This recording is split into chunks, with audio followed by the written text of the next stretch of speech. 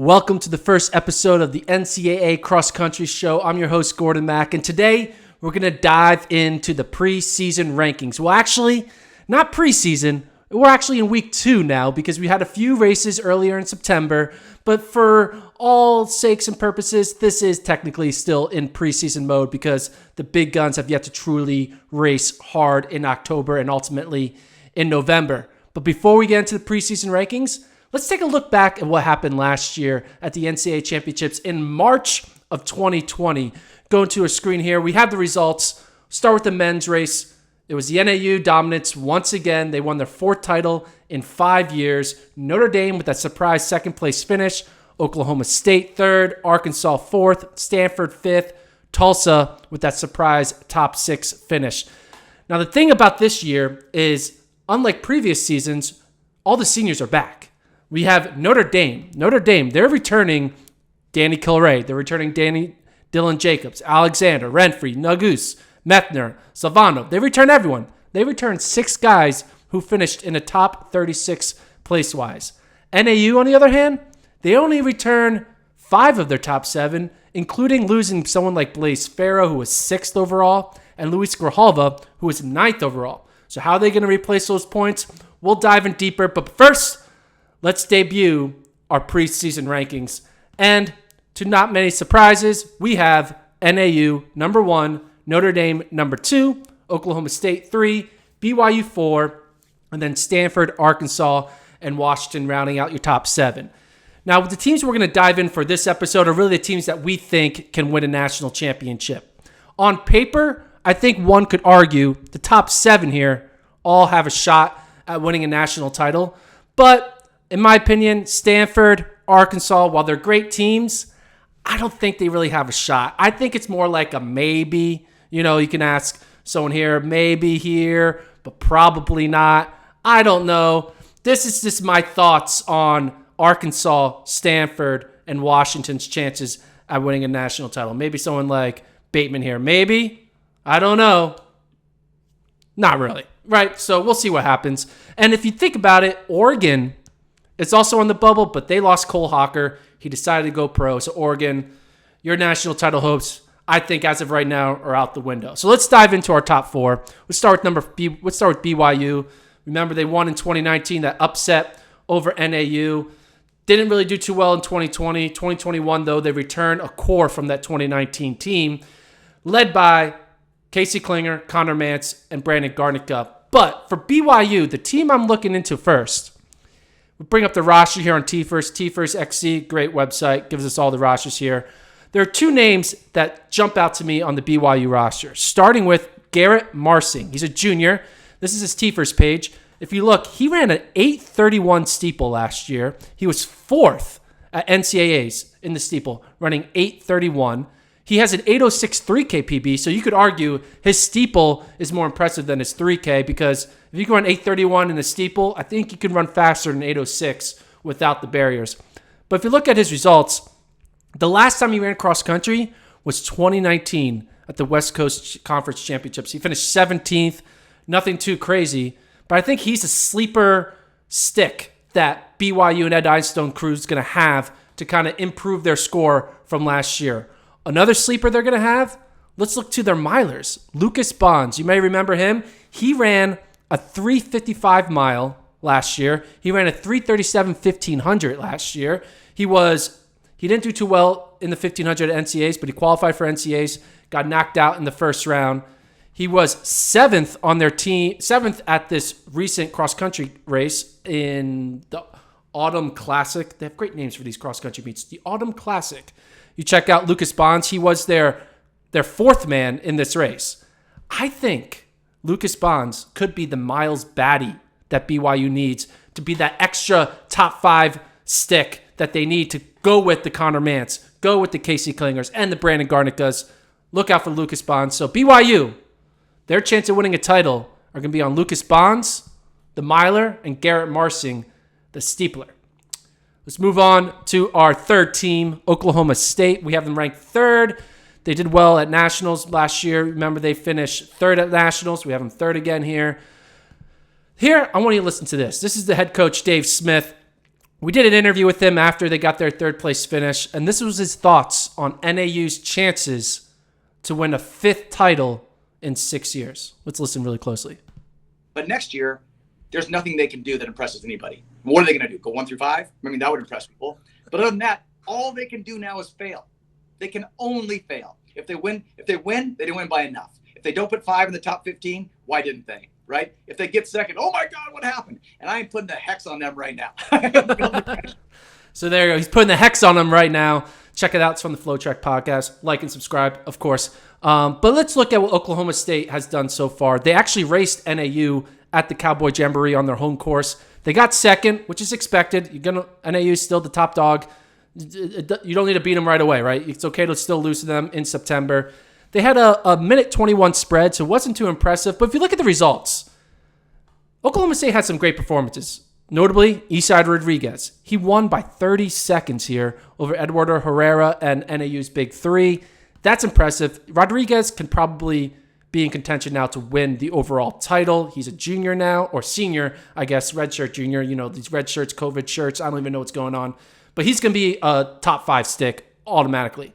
Then they have Alex Mayer, Victor Schitsma. Some of their other top 5, 7 guys like Ryan Smeaton and Ryan Schaap didn't run as well.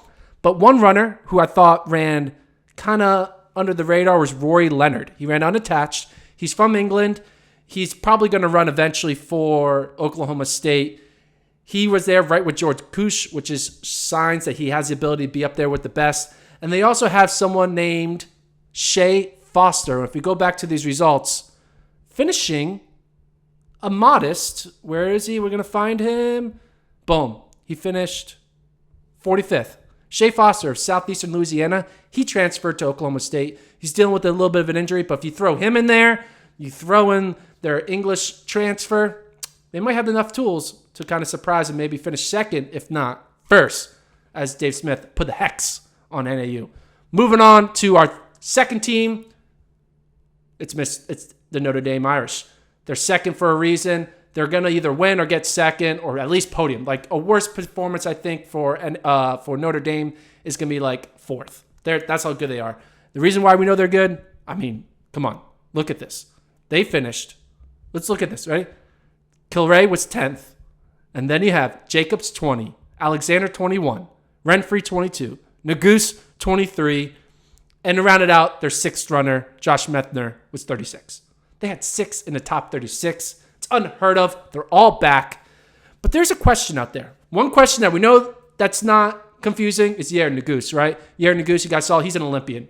They're returning an Olympian to run cross country. And we know that he cares about this cross country because he's graduated. He graduated in 2021, but he's back for cross country only. He wants to get that one extra race in to try to lift the Notre Dame Irish to a first overall finish for the team. And speaking of Yair Nagoose, this is his Team USA profile. Found some interesting highlights. He loves playing violin, singing, cooking, and knitting.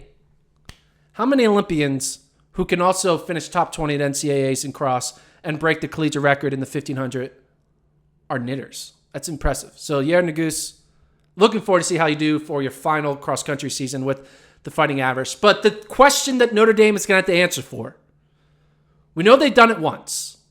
They got second. They put all their guys in the top 36. But can they do it again? And the reason why there's a question is because not every one of those 6 guys has really been as consistent. We know Nagoose is going to be consistent. He's an Olympian, for God's sakes. We know someone like Dylan Jacobs is going to be consistent. He ran a sub-13 35K. He qualified for nationals in the outdoor 5K. They got 2 of those 6 guys who are consistent. The question is the other 4. If you look at the East Regional results, let's look at this 10K result. Notre Dame didn't qualify anyone in the 10K. They finished 13th. They finished 21st, 23rd, 29th, right? Look in the 5K at the NCAA East Regionals. They finished, we know Dylan Jacobs ran well because he qualified, but Vaspinner, 14th, Carmody, 17th, and then Alexander, 25th. So they just didn't have that great of a spring season as they would want coming off of that March second place finish. So there's questions out there. But Notre Dame, you're second right now. Prove me wrong. I'm sure you will. Again, at worst, you're finishing fourth. At best, you're finishing first. It's a pretty good range to be in. Last but not least, our number one team is come on. It's NAU, right? Come on. They're going for number 5, right? They're going for 5 out of 6 years. I like this photo of them. Just weekend vibes. Hashtag NAU strong. They're just chilling. They got that monkey off their back from the 2019 loss, and now they're chilling. They're looking good, and they already made their team debut at the Cowboy Jamboree where they won. You see that? Abdi Hamid Nur, Nico Young, Drew Bosley, putting 3 in the top 5. Overall, the final scores were NAU 40 points, Oklahoma State 62. Pretty convincing win. The question for NAU, though, I mentioned earlier in this episode, they lost Luis Grijalva. He went pro, running for Guatemala. They lost Blaze Farrow. He was a 5th-year or 6th-year senior, so he's not coming back for the COVID 39th year. He's gone. So they're going to need to replace Grijalva and Blaze Farrow. We know that Grijalva or one of Grijalva or Blaze are going to be replaced by basically Drew Bosley running like a top dog. And clearly he's shown he can run like a top dog here, finishing just 3 seconds back of Nico Young. The question, though, is can they find that 4th guy to run like a top dog? And that 4th guy is going to be Nebraska transfer George Kush. I'm probably saying his name wrong. It's either Couche. I'm just going to call him George because I'm awful with names. But George, let's bring up his Nebraska Tifers page. He's run a 3:39 1500, 3:57 mile. He's run a 7:53K. 5K, not that impressive. But if you look at this, Big Ten cross country, he finished first. First in the Big Ten. You know, they got Michigan. Michigan wasn't at this one, actually. But they got Wisconsin. They got Michigan State. Indiana's. He came out on top. He won. He beat John Davis, who went on to become an All-American at NCAAs. But here's the thing. He finished first here, but when it came to NCAAs, he finished 229th. Now, take it with a grain of salt because he did run 2 miles. He ran a 3:58 mile and a 4:03 mile literally 2 days before that because of the weird COVID situation. But what NAU and Mike Smith's team need to get is they need George Kush to run like a top 40, top 30 dog. If they get that out of him, NAU may be on pace to get their 5th title in 6 years. It's just crazy. So these are our rankings. We have NAU 1, Notre Dame 2, Oklahoma State 3, BYU 4, and then the maybes, Stanford, Arkansas, and Washington, rounding out your top 7. All right, it's time for women. Let's go to the women, recap what happened last year. We had BYU getting the job done with the easy win. Easy, 96 points to 161 for NC State. Stanford was 3rd, and Michigan State was that surprise team finishing 4th. Again, COVID year, everyone returns everyone. BYU, they had a camp, Frethway, Orton, Musselman, Lee, Johnson, Halliday, they're all back. Same thing with NC State. They're back and stronger than ever. Steelman, Camille, Tui, Claremont, Shaw, Howlett, and Zacho. And they also add more. That's what's crazy about NC State. So let's look at the rankings. We'll put NC State number 1. I know they got 2nd in 2020 March, but right now, looking at their roster, looking what they have, what they're going to add to their depth, NC State to me is my 1A, with BYU being my 1B. Stanford 3rd. Alabama, which we'll talk in a future episode, is my dark horse 4th team. Then you have Colorado's, the New Mexico's, Washington's, Arkansas's, etc., rounding out our top 10. But for all it's said and worth, this is going to be a dual meet. The other 29 teams are there. They're going to get to participate. But NC State and BYU are the 2 teams to watch. They're the ones who are going to win it. It's going to be one or the other. And right now, our rankings have NC State 1 and BYU 2. So let's dive into NC State a little bit with my thoughts on them. They just recently ran at their home meet, the Adidas Challenge. You see there, Tui winning her race with ease over her teammate. They were looking good. They actually did better than just win. They dominated. Tui 1, Camille 2, Bush 3, Latour 4. Steelman, who is probably one of their best runners, finished 5th on the team. They have Heather Holt, who finished 6th. And then you keep on going. Robber, who's a redshirt freshman. All these women running incredibly fast, not to mention Dominic Claremont, who's not even on this list. NC State looks fit. They look healthy. They look like they're ready to roll. But the thing is, so does BYU. BYU, They just easily won the FSU XC Open. See that trio there up front, looking good. Whitney Orton back into her winning ways, takes the victory, and BYU did a nice little write-up. Coach Dilger Taylor said, the ladies ran well today. Now, there's really not much to read into that. I think it means exactly what it means. It means they ran well. It's not as crazy as what Dave Smith said with putting a hex on Mike Smith. Or maybe he's upset that they both have the Smith last name. But let's look at the results. FSU XC Open, BYU went 1, 3, 4, 6, 10, 12, 15.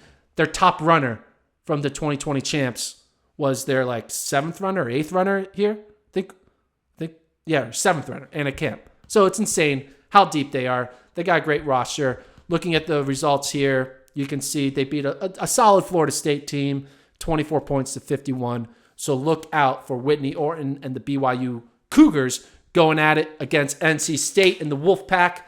Wolves and Cougars. I'm not sure who would win in an actual fight.